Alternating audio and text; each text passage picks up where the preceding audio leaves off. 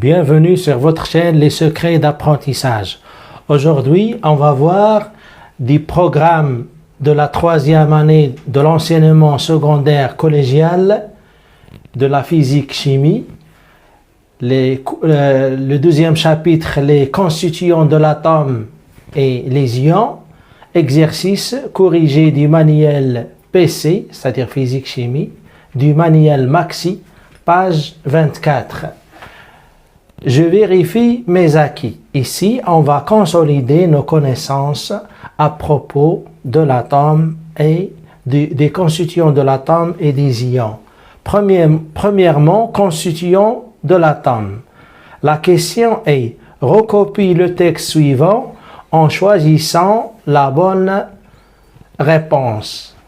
Prenez votre temps pour copier ou bien pour recopier le texte. Premièrement, vous devez recopier le texte, puis après, vous choisissez la bonne réponse. On commence par la première question. Un atome est chargé positivement ou bien électriquement neutre. On a le choix à deux réponses. L'atome, est-ce qu'il est chargé positivement ou bien il est électriquement neutre? On a dit qu'un atome est chargé électriquement neutre. Donc, on va choisir la deuxième réponse. Voilà, on peut l'entourer ou bien la souligner ou bien barrer la réponse qui est inexacte. Le deuxième cas, un électron est une particule chargée négativement ou bien positivement. Alors, la bonne réponse est un électron est une particule chargée négativement. Et on choisit la première réponse. On passe au troisième cas. Les électrons sont des constituants de l'atome ou bien du noyau. On sait bien que l'atome, il est constitué d'un noyau qui est au centre, qui est formé de particules de charge positive, et l'atome, il a des électrons qui tournent autour du noyau. Donc, pour ce cas, les électrons sont des constituants de l'atome et non pas du noyau. Donc, on barre cette question et on barre cette réponse et on retient la première réponse. Les électrons sont des constituants de l'atome. Voilà, l'atome, il est tout entier. Il est constitué d'un nuage d'électrons qui tournent autour du noyau. Le noyau, il renferme des charges positives. Pour le troisième cas, on a le noyau d'un atome est chargé négativement ou positivement. Bien entendu, le noyau, il est chargé positivement. Le noyau d'un atome est chargé positivement parce qu'il est constitué de particules élémentaires de charge positive. Donc, on dit que le noyau d'un atome est chargé positivement et on barre la mauvaise réponse et on encadre la réponse juste ou bien exacte.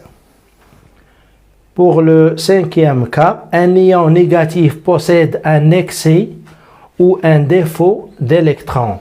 On sait bien qu'un ion négatif, il possède un excès d'électrons. Donc, on retient cette réponse et on barre l'autre réponse. Pour ce qui est du deuxième exercice, répondre par vrai ou faux et corrige les affirmations inexactes. Premièrement, tous les électrons sont identiques. Oui, tous les électrons sont identiques, donc c'est une réponse vraie. On met ici vrai. Bien sûr, tous les atomes, ils ont les mêmes électrons, sont formés d'électrons et ces électrons sont identiques. C'est-à-dire, d'une autre manière, tous les électrons ont les mêmes propriétés, donc ils sont identiques chez tous les atomes qui existent. Un cation est chargé négativement. Voilà, c'est une réponse inexacte, donc on dit faux. Et on corrige, un cation est chargé positivement. Et on écrit ici la bonne réponse. Un cation est chargé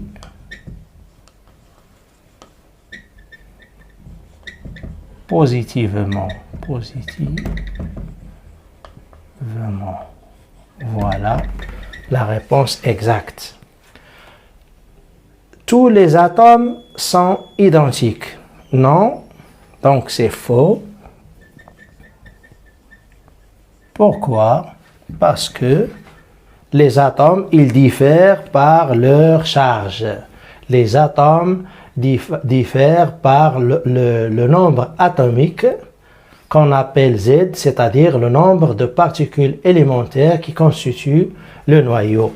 Donc, tous les atomes sont identiques, c'est une fausse réponse. Donc, on dit tous les atomes sont différents parce qu'ils diffèrent par leur nombre atomique.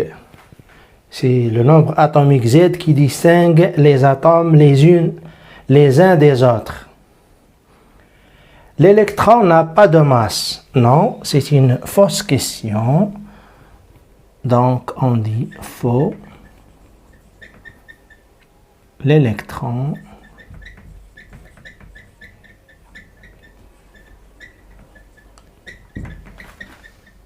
a une masse.